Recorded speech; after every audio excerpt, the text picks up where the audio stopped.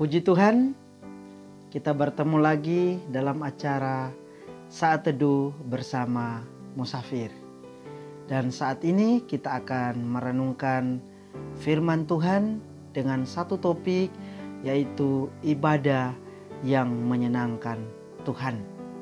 Ibadah yang menyenangkan Tuhan dari Matius 15 ayat 7 sampai ayatnya yang ke-9. Saya akan membaca Alkitab bagi kita semua. Ayat 7 sampai ayat 8 Matius pasal 15. Hai orang-orang munafik, benarlah nubuat Yesaya tentang kamu. Bangsa ini memuliakan aku dengan bibirnya, padahal hatinya jauh daripadaku. Percuma mereka beribadah kepadaku, sedangkan ajaran yang mereka ajarkan ialah perintah manusia. Sahabat musafir yang dikasihi Tuhan, dalam teks ini Yesus dengan keras mengecam perilaku orang-orang Farisi dan ahli Taurat yang mencoba membandingkan perilaku menghormati dan menghargai adat istiadat yang dibuat manusia dengan lebih dibanding mereka beribadah kepada Tuhan. Nah, Yesus di sini mencela kehidupan para ahli Taurat, orang-orang Farisi yang beribadah hanya dengan lahiriah saja, kelihatan baik dari luar saja, tetapi buruk di dalamnya, penuh dengan kemunafikan kehidupan mereka. Nah, di sini Yesus mencela kehidupan kita juga yang beribadah hanya kelihatan baik dari luar saja, di dalamnya buruk, kita menjadi orang-orang munafik. Nah, seperti apa ibadah yang berkenan kepada Tuhan? Ibadah yang berkenan kepada Tuhan yang pertama adalah hati yang memuliakan nama Tuhan. Ayat 8 dikatakan di sana, bangsa ini memuliakan aku dengan bibirnya, padahal hatinya jauh daripadaku. Nah, kita melihat di sini, masalahnya di sini adalah memuliakan Tuhan tapi hatinya jauh dari Tuhan. Latar belakang masalah di ayat-ayat sebelumnya dalam teks yang kita baca itu persoalan latar belakang masalahnya itu ada di ayat 1 sampai ayat yang ke-6. Di sini perlawanan Yesus dengan orang-orang Farisi dan ahli Taurat. Yesus dan murid-muridnya dituduh melanggar tradisi di mana tidak membasuh tangan sebelum makan, dan itu oleh ahli-ahli Taurat dan orang-orang Farisi dianggap sebagai dosa. Nah, kalau kita memperhatikan di dalam ayat 2 dari pasal 15 kitab Matius ini, kebiasaan ini ditentukan oleh nabi, oleh para nabi, bukan Musa.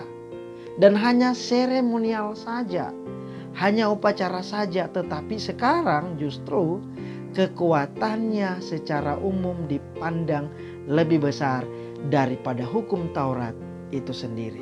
Itu terlihat di dalam ayat 2. Dan di ayatnya yang ketiga, Yesus mengakui murid-muridnya melanggar, tetapi melanggar tradisi yang dibuat oleh tua-tua atau nenek moyang, bukan hukum Taurat.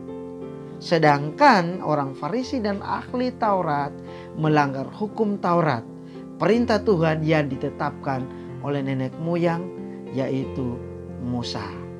Nah, di sini orang Farisi dan ahli Taurat mencari-cari kesalahan Yesus dan murid-muridnya. Kenapa?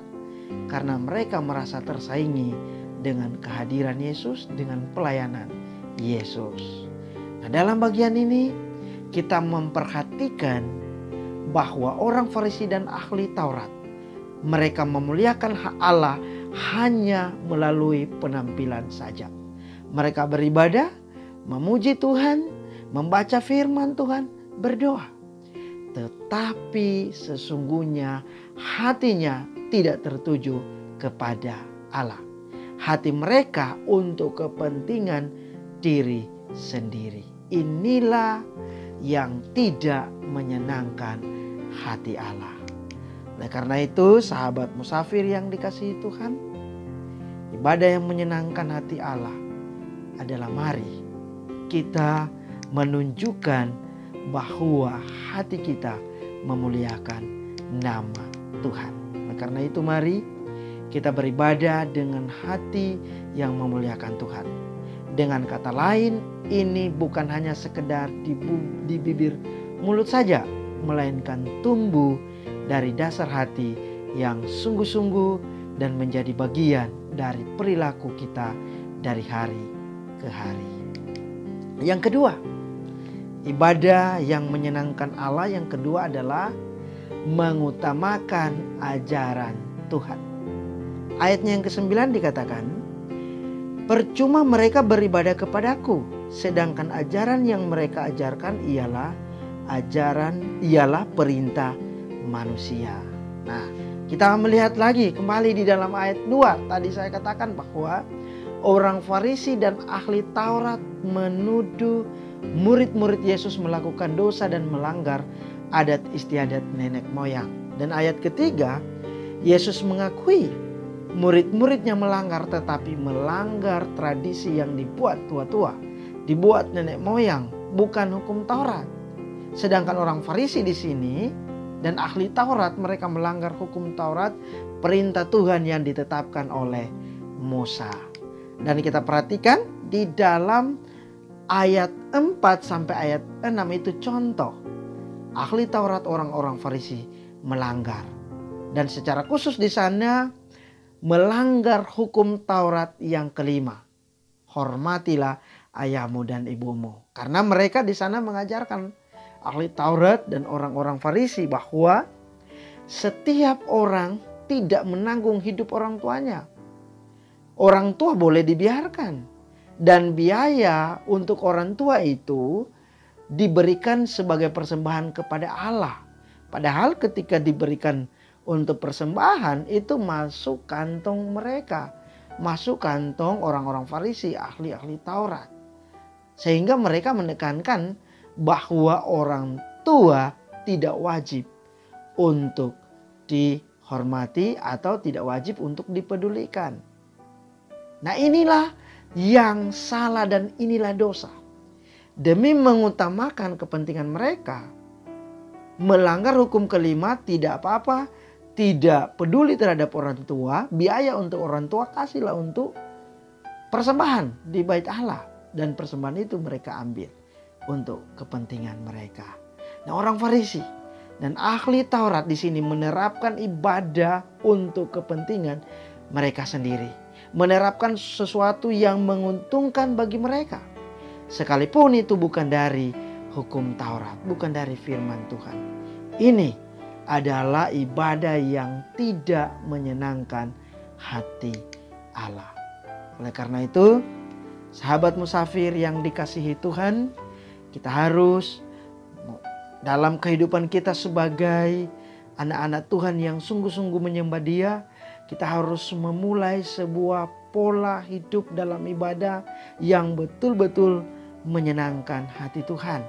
Jangan terkontaminasi dengan ajaran-ajaran manusia. Mari beribadahlah dengan melakukan ajaran Tuhan, bukan melakukan ajaran manusia yang dapat menyesatkan. Yang terakhir, yang ketiga, ibadah yang menyenangkan hati Allah adalah menjadi pelaku firman Tuhan. Ayat 8 dan ayat 9. Nah, di sini orang-orang Farisi dan ahli Taurat hanya pintar berbicara tentang firman Tuhan, tetapi tidak melakukan firman Tuhan itu. Mereka kelihatannya hebat sekali dalam penyelenggaraan ibadah. Mengajar orang lain hebat, tetapi ternyata mereka sendiri tidak mempraktekkan firman Allah. Nah, itulah sebabnya sahabat musafir yang dikasihi Tuhan, Yesus mengecam mereka. Jelas dalam kitab Matius 23 ayat 27 sampai 28. Matius 23 ayat 27 sampai 28 dikatakan, "Celakalah kamu, hai ahli-ahli Taurat dan orang-orang Farisi, Hai kamu orang-orang munafik, sebab kamu sama seperti kuburan yang dilabur putih, yang sebelah luarnya memang bersih tampaknya, tetapi yang sebelah dalamnya penuh tulang belulang dan pelbagai jenis kotoran. Demikian jugalah kamu. Di sebelah luar kamu tampaknya benar di mata orang, tetapi di sebelah dalam kamu penuh kemunafikan dan kedurjanaan. Nah, orang Farisi dan ahli Taurat di sini hanya tahu berbicara firman Tuhan, tetapi tidak melakukannya. Hanya baik di luar, tapi buruk di dalam. Kelihatannya baik, tapi penuh dengan kemunafikan. Oleh karena itu, sahabat musafir yang dikasihi Tuhan, ibadah seringkali hanya dibatasi pada aspek perayaan. Ada pujian, ada penyembahan, musik yang bagus dan lain-lain membuat menarik. Bagaimanapun hebatnya situasi kebaktian atau ibadah kita, itu bukan jaminan. Yang paling prinsip adalah jadilah pelaku firman Tuhan.